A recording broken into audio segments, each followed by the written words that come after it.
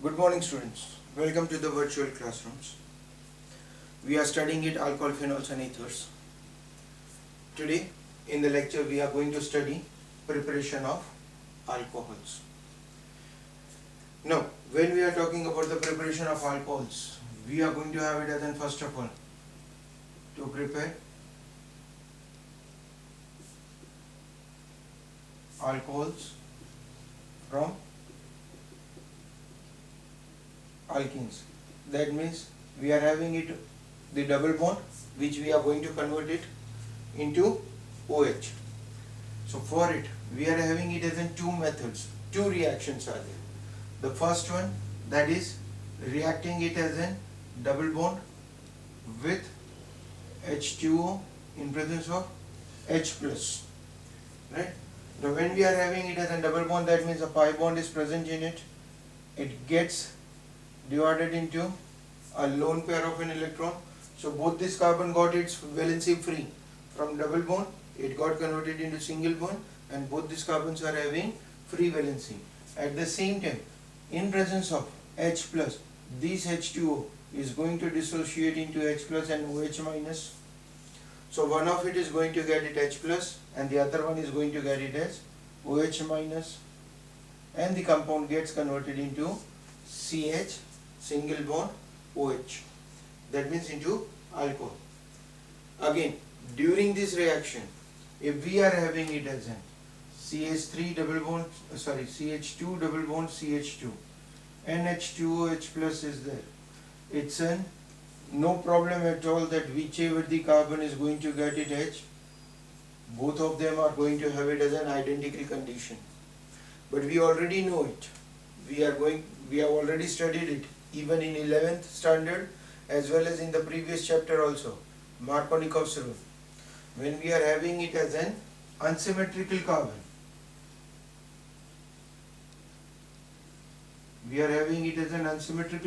that means one carbon is having one hydrogen while the other carbon is having two hydrogen. Both of them are not identical. Then in that case, when you are going to add H2O in it, then at that time the electronegative part of it, that means the OH minus, will go to the carbon having lesser number of hydrogen atom. So in that case, that becomes unfixed, that you are going to get it as an OH on second carbon, right? If you are going to write the answer as CH3 CH2 CH2 OH, then this is going to be the wrong, right? The reason is, according to the Markovnikov's rule, in an unsymmetrical carbon atoms, unsaturated carbon atoms, the negative group goes to the carbon having lesser number of hydrogen, right? And the electropositive group goes to the carbon having higher number of hydrogen. So that is the one condition that we want to remember while adding NH2OH plus in unsaturated. We are going to get it what type of an OH group, second carbon, first carbon, third carbon, which carbon we are going to. That what is the reason behind it? If someone asks why this Markovnikov rule is applied or what happens in the Markovnikov rule, then in that case, actually you can say it that when this carbon is getting converted, the secondary, tertiary carbocation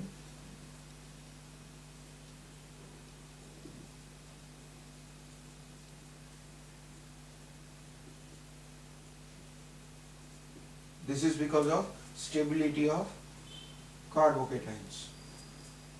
It's because of stability of carbocations. Tertiary, first of all tertiary will get that OH, then secondary, then primary, then methyl as a carbocation, right? So that is because of it. Okay, let us see what is the mechanism that is applied behind it, how this reaction is carried out. So to see that mechanism, what we are having it is, we are having it as in C double bond C. When we are having it H2O H plus, so this H2O H plus gets converted into, first of all, H3O plus. What is the reason behind it? It was containing two lone pairs.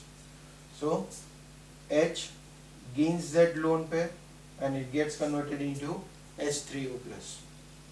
Now that H3O plus, it reacts with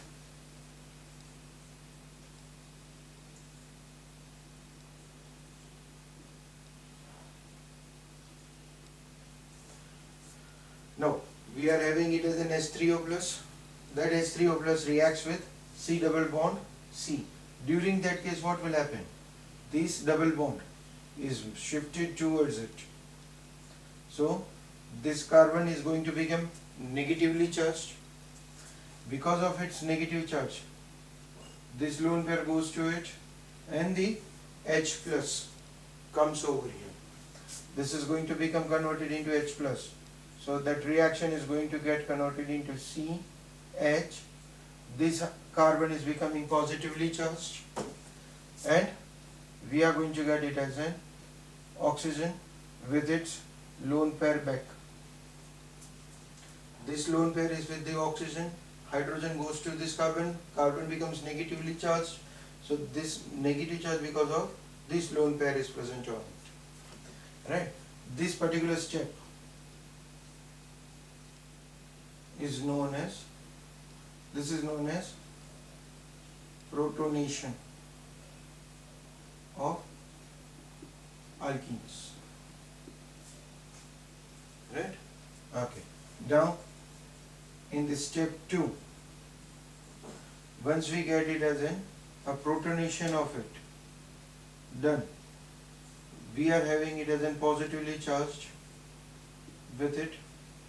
So at that time, this carbon becoming a positive charge tries to attract the electron pair of the oxygen. So whole group is trying to take that pair. So at that time, we are going to get it as an CH.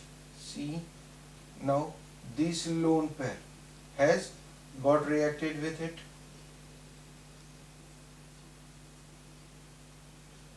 This lone pair of oxygen is there with it.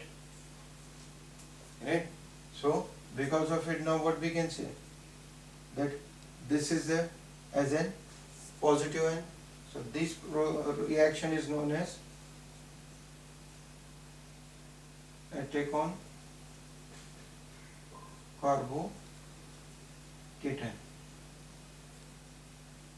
In the step 3, now this molecule is going to react with another molecule of H2O. We got it as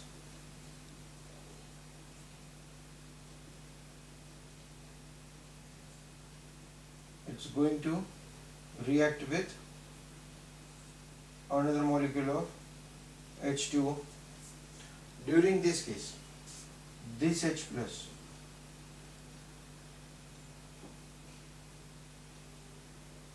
this one is going to attack on it and we are going to get it as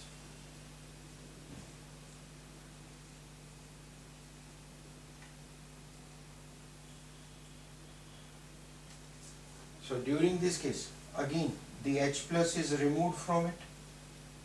This H plus which is removed, it's known as deprotonation. The process is known as deprotonation. So in the first step we got it as protonation, attack on carbocation, and then deprotonation, and we got it as an alcohol. That's the mechanism for alkenes to alcohols by H2O H plus. That is on the basis of Markovnikov's rule. Right? Okay. We are having it as a second method also. For it,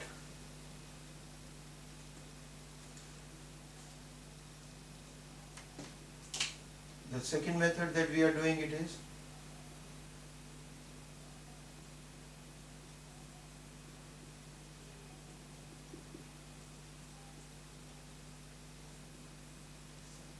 hydroboration oxidation method. That particular process is known as hydroboration oxidation method because we are going to use it as BH3. Now, particularly before we go it for the reaction, make it sure that it's a boron trihydrate. many times indicated in the form of, it can be written as B2H6 also. The reason is we know that boron is having 3 electrons in its outermost orbit. So maximum 6 electrons will be there by sharing with hydrogen. It has a deficiency of electron pair.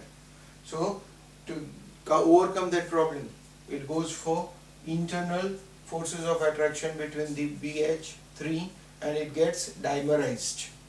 So it can be written as B2H6. It can be also written as BH3 twice. Right? Now out of these 3, I am not going to write any of it. I am going to write it as HBH2. Will it make any difference? No. Right? It's a one and the same. So either of the way the reaction has been indicated many times, it may be asked to you as complete the given reaction. So in that case, BH3 or B2H6 or BH3 twice or HBH2, it's a one and the same thing that is written. What we are going to get it is this reaction is carried out with the condition for it, terminal double bond. It should be at the end only. That means either of the side of the chain of the carbon atom should contain double bond. If I am suppose having it as the compound in the form of this, the reaction does not proceed. For this there is no reaction. I want the reaction, so for this case, this we are going to get it as CH3. Maybe the chain, maybe the long chain you can have it on this side, but double bond should be on the terminal. It's reacted with BH2. Now during this case, again the Markovnikov rule will be applied on it. During this case, boron, it's being in positively charged, because we are going to get it as left to right electronegativity increases. So it's going to become positive charge. Hydrogen is going to become negatively charged. Right? This is going to become minus, this is going to become plus. So according to the Markovnikov rule, hydrogen will go to the carbon having lesser number of hydrogen. So we are going to get it as CH3, CH2, double single bond, CH2, BH2. We get it as a boron attached onto the outer carbon.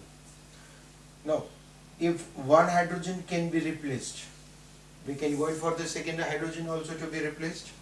That means if I take it as CH3, CH double bond, CH2, and I am going to react it with CH3, CH2, CH2, BH2. So during this time, this hydrogen is going to attack onto the second carbon, right? And this valence is going to become free. So these are going to get bonded with the boron. That means during the reaction we will get it as CH3, CH2, CH2, B, CH2, CH2, CH3, H. That means this is a compound where we got it as related to it, attached with it. Right? Now, taking it as a third time, CH3, CH, double bond, CH2, CH3, CH2, CH2, BH, CH2, CH2, CH3. If I take it as a third time, then again what will happen? This hydrogen will come over here and the carbon will go and attach with the boron. So on reaction we will be getting it as CH3, CH2, CH2, 3 times boron. Right? 3 times CH3, CH2, CH2, CH3, CH2, CH2, CH3, CH2. Now this compound CH3, CH2, CH2, thrice B, it's reacted with H2O, O2, hydrogen peroxide. So hydrogen peroxide is going to distribute itself into OH group. One OH will go and attach with the boron and one OH will go and attach with the carbon. So at that time what will happen? 3 moles of CH3, CH2, CH2, OH plus we will get it as 3 times B OH thrice. So this compound you are going to get it as an alcohol, but the condition is always primary alcohol will be formed. In the previous reaction we saw that there is a possibility of primary, secondary, both. Here primary, secondary, tertiary, all of them. Here we will be getting it only as a primary alcohol with the compound this BOH thrice. It can be also indicated as H3BO3, that is boric acid. That's the byproduct that we are going to get with it, right? So that is the hydroboration oxidation method, right? Okay, the next one, before we go it for this was a preparation of alcohol from alkenes. Now the second preparation that we are having it, that is by reduction of aldehydes and ketones, that is reduction of carbonyl group.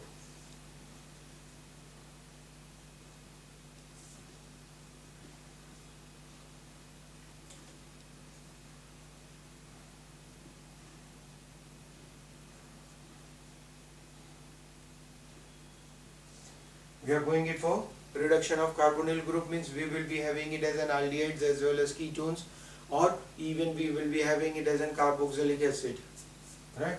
So we will take it as, first of all, reduction of aldehydes and ketones. Now when we are talking about the reduction of aldehydes and ketones, we are going to have it as the compound in the form of CH3CHO. If it is reduction by LiAlH4, at that time what will happen? It will get converted into CH3CH2OH, primary alcohols, right? Maybe any aldehyde. It's not necessary that it's a CH3 only. It can be any aldehyde. On reduction with LiAlH4, we are always going to get it as primary alcohols. So aldehydes always will produce primary alcohols, while ketones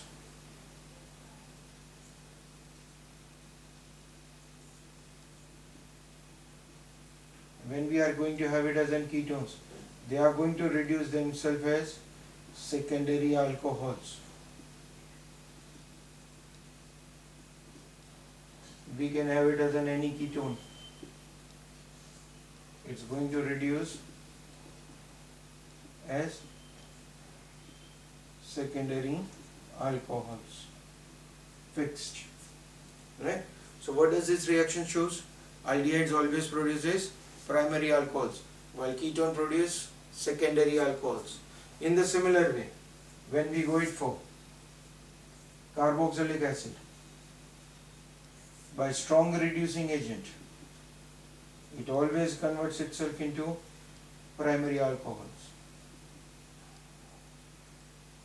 Carboxylic acid always converts themselves into primary alcohols, right?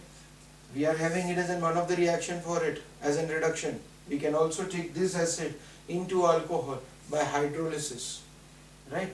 But before going for it, this is your second method, preparation of aldehydes and ketones from carbonyl groups, that is from aldehydes, ketones, and this one is from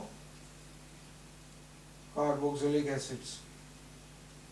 Okay, now we told that we can go it for the hydrolysis also. Let's see what is the hydrolysis of the carboxylic acid.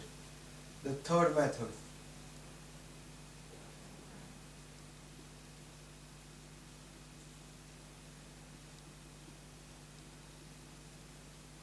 In the hydrolysis of the carboxylic acid, we are having it as in COH. We will react it first of all with any of the alcohol. We don't know what is that alcohol, so it gets converted into. We will be specifying it as an ester because we will be producing it as ester. ROH, we get it as RCOO R dash. H2O is given out. This is reacted with H2O. It gets converted into RCH2OH, ROH. This is again in presence of LiAlH4. Hydrolysis in presence of LiAlH4. If it is done, then only we are going to get it as an two different alcohols. Simply writing it as an H2O, it will produce acid alcohol. But we are writing it as an LiAlH4, that means it's going it for the reduction. So we will get it as CH2OH plus ROH, two different alcohols. Right? Fourth process, that is Grignard reaction.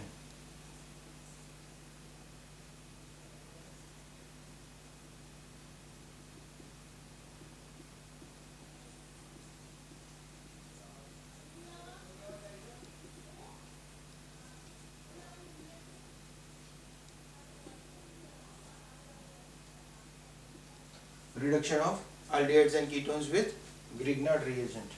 Now, what is that Grignard reagent? RMGX. So we are having it as an R, C double bond OH reacted with, let's take it as an R dash so that we can identify it. What is that? R group. We will be getting it as an RCOMGX. The H is there and R dash over there. And we know that whenever we are using it about the Grignard reagent, everywhere we have studied it, it is compulsory to follow that by hydrolysis. So we are going to get it as OH, H, secondary alcohol. See, in the previous reaction, that was a reduction of aldehydes and ketones. We studied it over there. By the reduction, what we told, aldehyde always produces secondary. But with the Grignard, aldehyde always produces secondary alcohol, right? Only and only your formaldehyde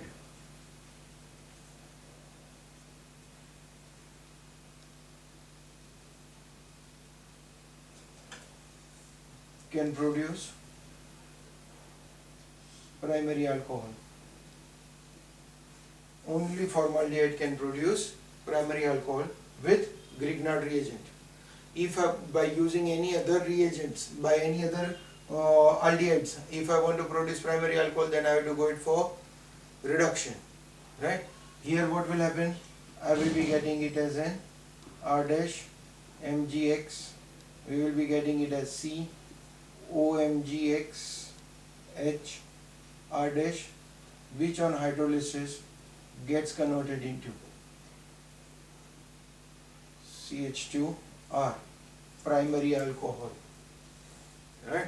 So formaldehyde produces primary alcohol, while rest of the aldehydes produces secondary alcohol, whereas all the aldehydes on reduction produces primary alcohol. And if I am having it as a ketone and it's reacted with RMGX, it gets converted into RCOMGX, and R dash is attached to the carbon, which on following the hydrolysis it gets converted into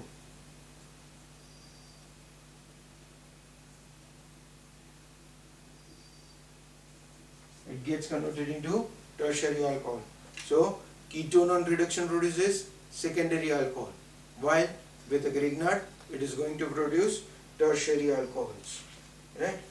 Now these were the reactions for the method for the preparation of alcohols.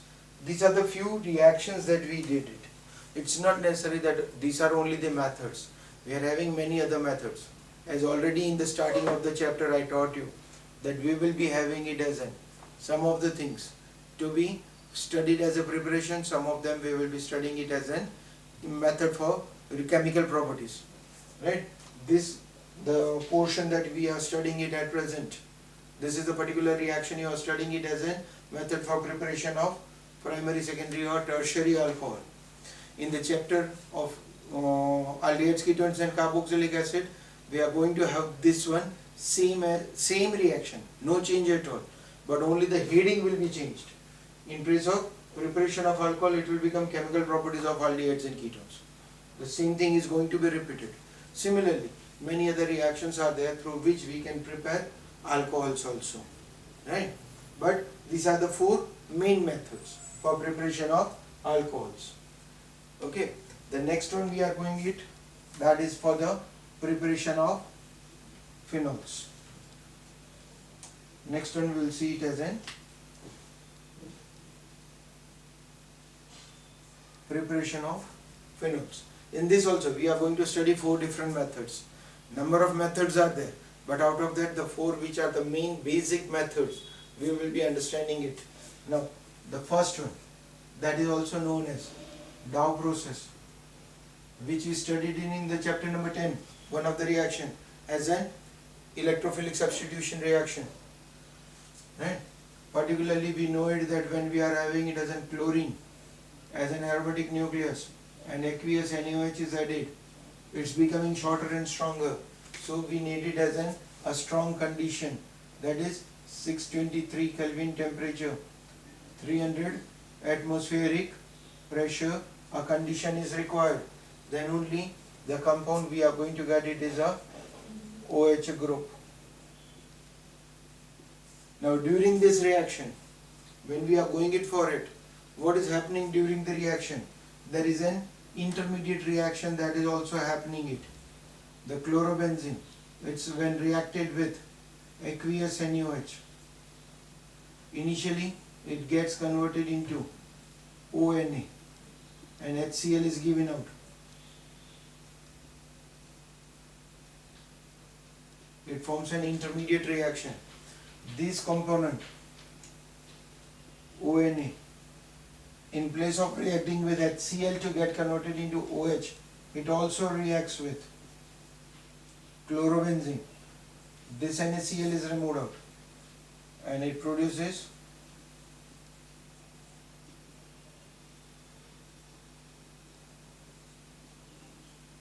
this is a byproduct.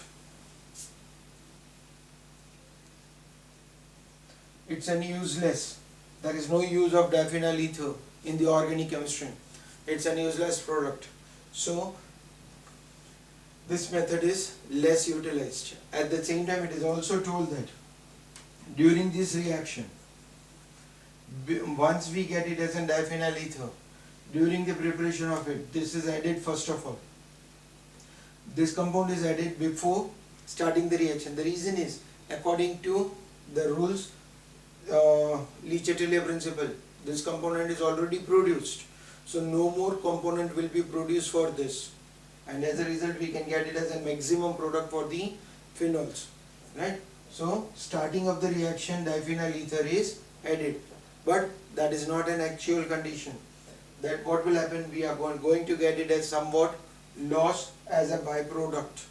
So this method is less utilized. This is the one of the method that is less utilized, right? Okay, second method, through benzene sulfonic acid.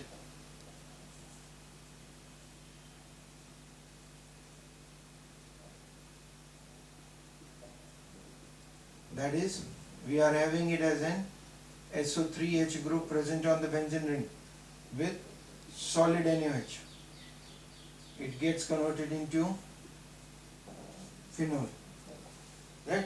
Whatever the number of SO3H groups are present, suppose if you are having it as an SO3H group not only present on the first position, it is also present on the third position, then we can say that we get it as resorcinol.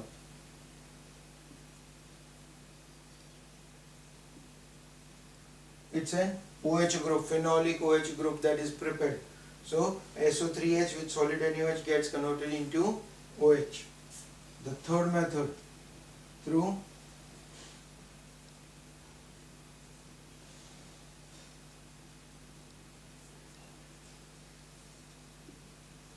using benzene diazonium chloride salt, that is already we used it in Saint-Mayer reaction, N2Cl. Actually we wrote it as N double bond and Cl. This we write it as N2Cl. So when this N2Cl is reacted with H2O. On heating it, it gets converted into phenol. So benzene diazoline chloride can also be converted into phenol. The fourth method that we are having it, particularly it's named as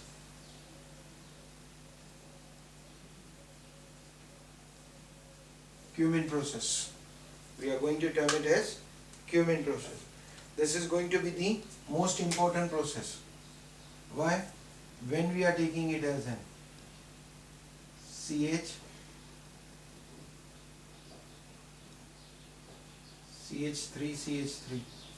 the compound, two CH3 groups, when it's reacted with O2 in presence of 5% Ne2CO3, we get it as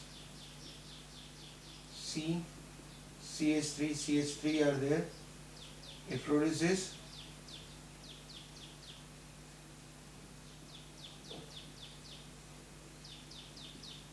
cumin hydroperoxide. The compound produces cumin hydroperoxide. This compound, on acidification, it produces phenol plus acetone.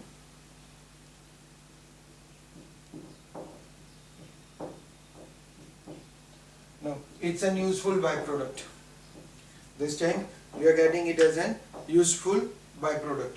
So, we are having it as this as a most important industrial method, industrial process for preparation of phenol. Right? So, there can be a question for you that why in place of Dow process, Cumin process is more used as an industrial process. You can say that during the Dow process, we get it as a byproducts, which is useless. No use of it, and so we get it as an hardly 80% of the yield, whereas for the Cumin process we get it as 100% of the yield with useful byproducts, right? So this process is more useful than that of the Dow process. Okay, we studied it related to preparation of alcohols and phenols.